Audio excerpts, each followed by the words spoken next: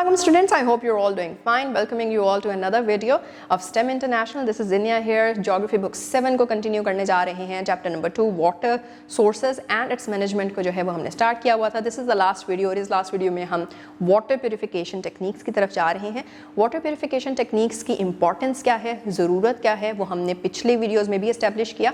Fresh water इतना आसानी से नहीं मिलता जितना सोचते हैं हम, just because it's in our access, it's in our reach. तो या इस सारी चीज़ों के लिए ट्रीटमेंट के कुछ या फिर टेक्निक्स हैं या फिर कुछ डेज हैं या फिर तरीके हैं जिनके थ्रू जो है वो हम पानी को साफ प्योरीफाई करके इस्तेमाल कर सकते हैं. So what are those ways, आज हम उनको एक्सप्लोर करने जा रहे हैं. So without further ado let's start with it. तो स्टूडेंट्स, वाटर प्योरीफिकेशन टेक्निक्स दो बड़ी कैटेगरीज के अंडर जो है वो हम उनको रख सकते हैं. एक कैटेगरी है डोमेस्टिक वाटर प्योरीफिकेशन, जो कि हम घरों में भी कर सकते हैं.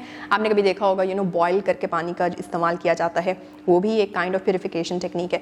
और दूसरी कैटेगरी आ जाती है जब आप कमर्शियल पानी की जो है वो ट्रीटमेंट कर रहे होते हैं. तो वो क्या ट्रीटमेंट्स हैं, आइए हम बुक में देखते हैं. Number 1, as you can see in the book, तो आपके पास आ रहा है बॉयलिंग. बॉयलिंग को अगैन जो है वो हमने अभी भी मेंशन किया, सबसे ज़्यादा सिंपल और सबसे ही ज़्यादा इनएक्सपेंसिव तरीका है पानी को प्योरीफाई करने का. और इसे 1 से 3 मिनट तक के लिए बॉयल करें तो इसमें जितने भी हार्मफुल बैक्टीरिया, वायरस या फिर कोई भी ऐसा पैथोजन मतलब कोई भी इस तरह की लिविंग ऑर्गेनिज्म जो कि आपको इन्फेक्शन कॉज कर सकती है, उसको ख़त्म कर देता है. और बॉइलिंग के बाद आप उस पानी को ठंडा होने देते हैं और फिर आप उसको पी लेते हैं. सेकंड तरीका जो है करने वाला वो है फिल्ट्रेशन. फिल्टर कर दिया जाता है. फिल्टर के जो है वो आपको पूरे के पूरे सिस्टम्स भी मिल जाते हैं जो कि आप घर में लगा सकते हैं. अपने सिंक्स वगैरह के साथ जो है वो एसोसिएट करके उनको कहते हैं इंस्टॉल करवाते हैं. तो इंस्टॉल किए जाते हैं ये फिल्ट्रेशन प्लांट्स. आपको अदरवाइज भी मिल जाते हैं. आपने मे बी RO प्लांट्स के बारे में सुना हो, अगर नहीं तो ज़रूर पढ़िएगा. उससे फ़िल्टर हो जाता है पानी और ये बहुत ही इफेक्टिव मेथड होता है. इसमें सिर्फ और सिर्फ आपके हार्मफुल बैक्टीरिया, वायरसेस या पैथोजेंस ही नहीं, बल्कि जितने भी हार्मफुल कंपाउंड्स होंगे, मतलब कोई भी केमिकल्स भी होंगे हार्मफुल, तो वो भी वहाँ से निकल जाते हैं. और साथ ही साथ कोई भी सस्पेंडेड पार्टिकल्स, यानी कि अगर उसके अंदर जो है वो कोई मिट्टी के सोर्सेज थे या फिर क्योंकि अंडरग्राउंड पाइप्स के थ्रू जो है वो पानी आ रहा होता है, जो आपका टैप वाटर होता है, तो पाइप्स सिर्फ और सिर्फ फ्रेश वाटर के ही नहीं आ रहे होते, बल्कि साथ साथ जो है सिवेज ट्रीटमेंट के या फिर सिवेज वाटर के जो पाइप्स हैं वो भी गुजर रहे होते हैं. तो वहाँ से भी कभी कभार इन्फिल्ट्रेशन हो जाती है आपके ऑर्गेनिक मैटर की, तो उसको भी बीच में से जो है वो फिल्टर आउट करने में आसानी हो जाती है through this process. The third is distillation. Distillation क्या होता है? डिस्टिलेशन वो तरीका है जहाँ पे पानी को पहले हीट किया जाता है, पानी वेपर फॉर्म में आ जाता है और फिर उसको कंडेंसेशन के थ्रू कूल डाउन करवा दिया जाता है ताकि वो पानी दोबारा बन जाए. अब इस प्रोसेस में होता यह है कि पानी का अपना बॉइलिंग जो है वो टेम्परेचर है. बॉइलिंग टेम्परेचर हर कंपाउंड का डिफरेंट होता है और उसकी वजह से पानी और बाकी की चीज़ें जो उसके अंदर होती हैं उनके बॉइलिंग टेम्परेचर्स डिफरेंट होने की वजह से पानी एक डिफरेंट टेम्परेचर पे बॉयल होता है और उस पे बॉयल होके वो बिल्कुल अलहदा आपको सेपरेटली मिल जाता है. और इस प्रोसेस के थ्रू जितने भी बैक्टीरिया, जर्म्स, सॉल्ट्स या फिर हेवी मेटल्स होते हैं पानी में, वो सारे के सारे पीछे रह जाते हैं. So this is also a very effective method जिससे हम पानी को प्योरीफाई कर सकते हैं. The last one is chlorination, जो कि लास्ट वीडियो में भी जो है वो मेंशन किया था. क्लोरीन खुद एक बहुत ही स्ट्रॉन्ग केमिकल है और ये क्या करता है कि जितने भी जर्म्स होंगे, पैरासाइट्स होंगे या फिर कोई भी ऐसा बायोलॉजिकल एजेंट जिसकी वजह से कोई इन्फेक्शन, कोई डिजीज़ हो सकती है, उस सबको जो है वो ख़त्म करने में मदद देता है. तो इसको यूज़ किया जा सकता है. लेकिन यहाँ पे एक छोटी सी चीज़ है जिसके बारे में जो है वो हमने ध्यान रखना है, एंड दैट इज़ ये कि क्लोरीन का अगर इस्तेमाल किया जा रहा है तो लोग जिनको ऑलरेडी थायराइड के प्रॉब्लम्स हैं उनके प्रॉब्लम ज़्यादा बढ़ सकते हैं.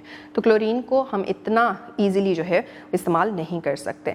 एंड विद दैट पेज 38 के ऊपर कमर्शियल वाटर प्योरीफिकेशन जो है उसका एक पूरा प्रोसेस आपके सामने जो है वो डायग्राम में दिया गया है. उसमें क्या कुछ हो रहा है? Number 1 is coagulation and flocculation. ये होता क्या है? इसके अंदर कुछ ऐसे केमिकल्स इस्तेमाल किए जाते हैं जो कि पानी के अंदर जितनी भी इम्प्योरिटीज़ होती हैं, सस्पेंड पार्टिकल्स वगैरह होते हैं, उन सबको इकट्ठा क्लम्प कर लेता है और पीछे जो है वो आपके पास साफ पानी बच जाता है और ये क्लम्प होके पानी की सरफेस पे बैठ जाते हैं. अब इसमें एक केमिकल कोएगुलेंट जो है उसकी एग्जांपल दी गई है, दैट इज़ एल्यूमिनियम सल्फेट, जिसको हम इन अदर वर्ड्स एलम भी कहते हैं. उसके बाद फिर हम फ्लॉक्यूलेशन का क्या है, वो ही जो बड़े बड़े क्लम्प्स बन गए थे उनको हम फ्लॉक्स कहते हैं. और जेंटल मिक्सिंग के बाद जो है उसको फिल्टर कर लिया जाए तो इन फ्लॉक्स को अलहदा किया जाता है. The second way that happens is कि उसके बाद हम सेडिमेंटेशन करते हैं। सेडिमेंटेशन के अंदर एज यू कैन सी कि फ्लोकुलेशन को मिक्स करके जो है वो सारे के सारे नीचे बैठ गए हैं, और फिर उसके बाद लास्ट जो कि मैंने आपको बताया कि फ़िल्ट्रेशन होती है, फ़िल्ट्रेशन के अंदर वो सारे फ्लॉक्स जो है वो निकाल लिए जाते हैं। फ़िल्ट्रेशन के अंदर आप देख रहे हैं जो हमने पिछली वीडियोज़ के अंदर किया था कि हम प्राइमरी जिस तरह से हमने पढ़ा था प्राइमरी ट्रीटमेंट होता है सीवेज वाटर का, उसी तरह से यहाँ पे हो रहा है। क्या ग्रेवल है, चारकोल है, सैंड है, उसमें से गुजरता जा रहा है, फाइन से फाइन होते जा रहे हैं आपके सैंड के पार्टिकल्स, फिर चारकोल उससे भी फाइन पार्टिकल्स हैं। जैसे ही पानी यहाँ से गुजरता है जितने भी छोटे सस्पेंडेड यहाँ पे वेस्ट मटेरियल होगा पानी का वो पीछे रह जाएगा, साफ पानी आगे आएगा। अब इसमें जो एक चीज़ हमें रह जाती है वो होते हैं माइक्रोब्स वगैरह, जैसे कि आप देख रहे हैं कि इसमें बैक्टीरिया दिखाया जा रहा है।